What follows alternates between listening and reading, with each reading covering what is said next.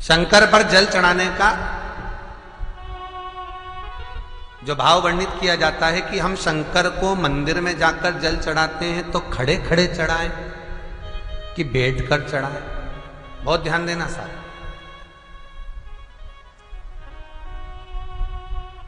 शंकर में मंदिर में जाकर हम भगवान शंकर को जल चढ़ाएं तो खड़े होकर चढ़ाएं कि बैठकर चढ़ाएं। अब दो तरह का शिवलिंग है मंदिरों में, दो तरह का शिवलिंग का निर्माण होता है, ठीक है। एक विष्णु शिवलिंग, एक शक्ति पार्वती शिवलिंग। दो तरह का शिवलिंग मंदिरों में होता है, दो तरह का शिवलिंग मंदिरों में होता है, समझ लेना बहुत अच्छी तरह से। एक शिवलिंग वो होता है जो जमीन पर डायरेक्ट जलाधारी रहती है, शिवलिंग रहता है, ऐसी जलाधारी पूरी की पूरी, और शिवलिंग जमीन पर रखा रहता है, भूमि पर रखा रहता है, डायरेक्ट जमीन पर। आप जल ले जाकर चढ़ाए, निकल गया रास्ते से।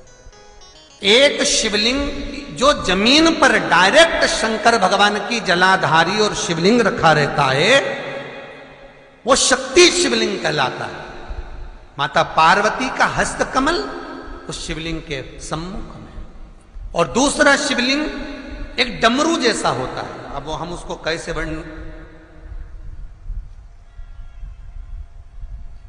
एक डमरू शिवलिंग होता है, ऐसा उसका स्टैंड होता है, ऐसा स्टैंड होता है, नीचे शिवलिंग रखने की जगह होती, फिर ऐसा होता है, फिर उसके ऊपर इस तरह शिवलिंग रखा होता है। देख, दर्शन करें आप लोगों ने। अब फिर इसके ऊपर शंकर भगवान का शिवलिंग रखा होता है, ठीक है। इस तरह का जो शिवलिंग होता है, एक डायरेक्ट नीचे रखा हुआ शिवलिंग, और एक भगवान जो नीचे डमरू जैसी आकृति होती है, इस पे जो डमरू जैसा जो भाग बना होता है, ये भगवान विष्णु का हस्तकमल है, और ऊपर का जो भाग है वो भगवान ब्रह्मा का हस्तकमल है। इसको विष्णु शिवलिंग कहते हैं।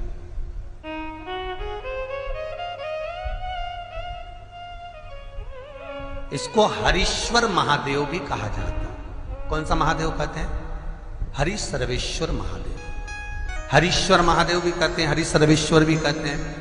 तो डमरू जैसा जो शिवलिंग का निर्माण हुआ है मंदिर में, अगर शिवलिंग ऊंचा है, शिवलिंग थोड़ी सी हाइट पर है, ऊंचाई पर है, और डमरू जैसा भाग फिर उसके ऊपर जलाधारी के बाद शिवलिंग निर्माण किया गया है, तो वो विष्णु शिवलिंग कहलाएगा, वो हरीश्वर शिवलिंग कहलाएगा, वो हरि वंश शिवलिंग कहलाएगा, हरीश्वर कहलाएगा।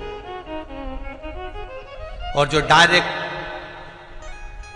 सीधे जो रखा हुआ है, 12 ज्योतिर्लिंग के अगर आप दर्शन करेंगे तो कहीं पर भी आपको विष्णु शिवलिंग नहीं मिलेगा, केवल एक नागेश्वर को छोड़कर।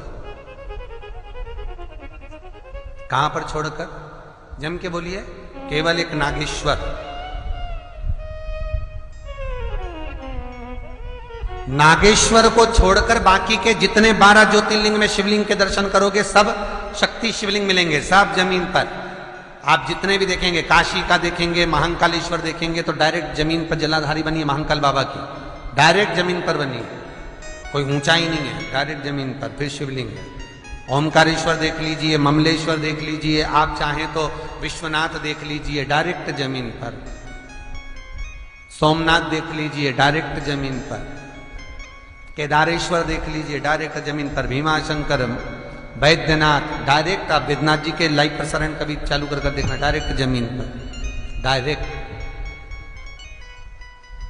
तो जितने भी शिवलिंग हैं सारे के सारे शक्ति शिवलिंग हैं। जो डमरू के भाग पर रखा हुआ है वो हरीश्वर शिवलिंग, विष्णु के हस्तकमल पर जो रखा है, तो शास्त्र कहता है आप शक्ति शिवलिंग का जब जब अभिषेक करें, बहुत ध्यान रखना अपनी जिंदगी में इस प्रसंग को श्रावण के महीने में बहुत ध्यान रखना। आपके आसपास में भी मंदिर हो तो उस पर ध्यान रखना। जो शक्ति शिवलिंग हो उस पर जब भी जल चढ़ाना तो बैठकर चढ़ाना, बैठकर चढ़ाना। शक्ति शिवलिंग पर जब भी जल चढ़े, भले शिवलिंग कितना भी ऊंचा हो, कितना भी ऊंचा हो, तो शंघी से चढ़ा दो, पर जल बैठ कर चढ़ाइए। भले शिवलिंग ऊपर है, पूरा तरह से हाथ नहीं पहुंचा। जैसे सोमनाथ जी में अब शिवलिंग कितना बड़ा है, महाकालेश्वर का शिवलिंग कितना बड़ा है, तो उसको तो बैठकर स्नान नहीं करा सकते। भले शिवलिंग कितना भी ऊंचा हो, पर अगर भूमि टच है, शिवलिंग अगर भूमि टच है, शक्ति शिवलिंग है, तो भले आधा शिवलिंग नहाए, आधे पर पानी जाए, पर बैठकर ही स्नान कराया जाता है। और महाराज यदि हरीश्वर शिवलिंग है, अर्थात भगवान विष्णु के हस्त कमल पर, ब्रह्मा के हस्त कमल पर यदि शिवलिंग है, तो वो शिवलिंग का जब भी स्नान कराएंगे, अभिषेक कराएंगे, पूजन कराएंगे, तो खड़े होकर ही करना है। और खड़े होने का भी तरीका होता है, दोनों चरण बराबर में रखकर कभी भी शंकर भगवान के शिवलिंग का स्नान नहीं कराया जाता। महाराज दोनों चरण बराबर रखकर, अगर हरीश्वर शिवलिंग है, किसी मंदिर में शंकर को जल चढ़ाने के लिए आप गए हो और शंकर को जल चढ़ा रहे हो, तो हरीश्वर अगर शिवलिंग है तो दोनों पांव बराबर रखकर नहीं, एक सीधा चरण थोड़ा सा आगे रखिए और उल्टा चरण थोड़ा सा पीछे रखकर भगवान शंकर का जलाभिषेक करने पर लक्ष्मी जैसे अपने चरण रहते हैं, भगवान शंकर उसी तरह से लक्ष्मी को दौड़ाते हुए अपने घर में प्रवेश करा।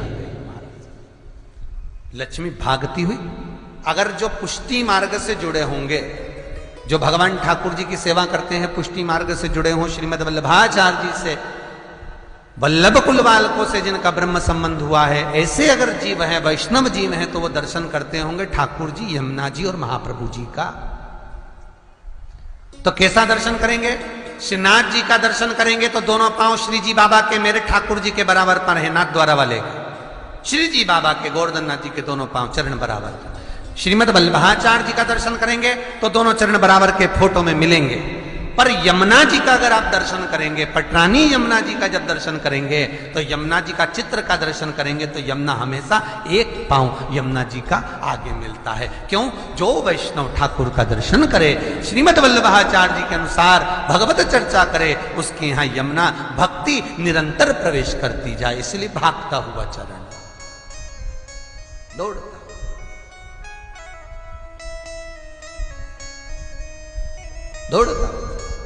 तो शंकर भगवान का अगर हरीश्वर शिवलिंग है, कहीं शिवलिंग डमरू आकृति पर, अगर ऊंचाई पर है, हरीश्वर है,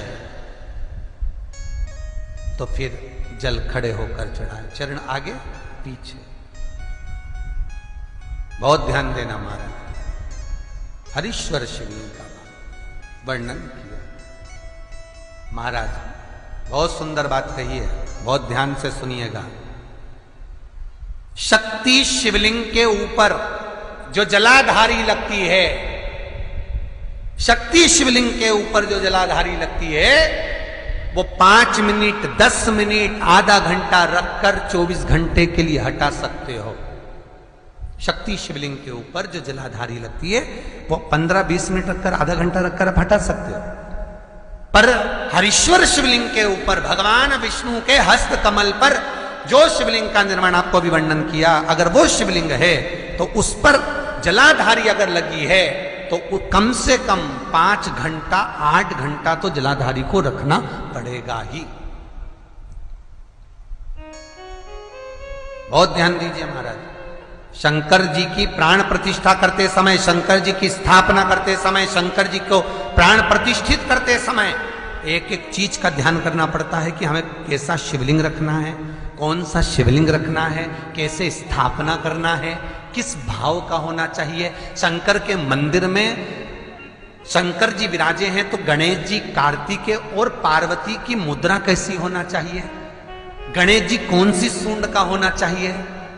जब शंकर के मंदिर में हम आराधना कर रहे हैं तो गणेश जी की सूंड किस ओर होना चाहिए, पार्वती की मुद्रा कौन सी होना चाहिए, षडानंद कार्तिकेय की दृष्टि कहां होना चाहिए, ये शंकर जी की प्राण प्रतिष्ठा में देखा जाता है।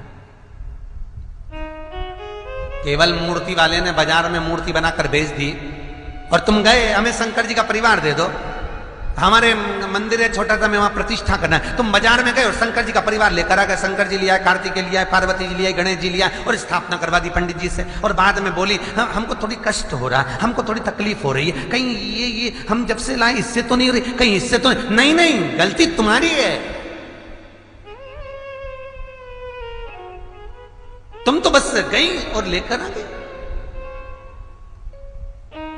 यहां तक शिव महापुराण की कथा कहती है कि तुम्हारे घर की मूर्ति जितनी पुरानी होती है उतना सुख देती है। आपको पहले भी कथा में कहा, दिया और मूर्त पुरानी होगी चलेगी।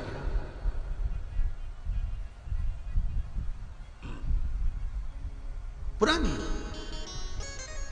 एक फैशन चल गया, छोटे से ठाकुर जी नहीं रखूं, बड़े वाले लाऊंगी लड्डू गोपाल, सेवा अच्छे से हो जाएगी। और जो सास के हाथ के वो अब उनको नहीं पूछे तो दुख नहीं होगा, दुख तो होगा। महाराज घर में जेठानी के आने के बाद देवरानी आती है और सास देवरानी से बहुत लाड लड़ाती है। छोटी बहू है, ले साड़ी पहन ले, ये ले रकम ले, ये ले हैं। सास जब छोटी को बहुत कुछ करती है तो जेठानी का जीवड़ा जलता कि नहीं जलता? बोला तो सही, थोड़ा बहुत तो लगे, बताओ हमको तो कभी नहीं करा, हमको तो ऐसा कर ही नहीं, हमको तो ऐसा कर ही नहीं। उसी तरह आप नए भगवान लेकर आ गए, नई ठाकुर जी लेकर आ गए और छोटे ठाकुर जी पहले के हैं। भगवान को लगता है बताओ नए से लाड लड़ा रही, उसको वस्त्र पहना रही, आभूषण पहना रही, मुझे आभूषण तक नहीं, वस्त्र नहीं, जैसे हैं वैसे लुढ़क जाते हैं, कौन पहनाए? कोई ने कहा इनको क्यों नहीं पहनाती, छोटे हैं पहनाते नहीं बनता, भाव से पहनाओगे सब पहने। शिव महापुराण की कथा कहती है जितनी मूर्ति छोटी होती है, अंगुष्ठ के आकृति से जितनी मूर्ति छोटी होती चली जाती है उतना सुख प्रदान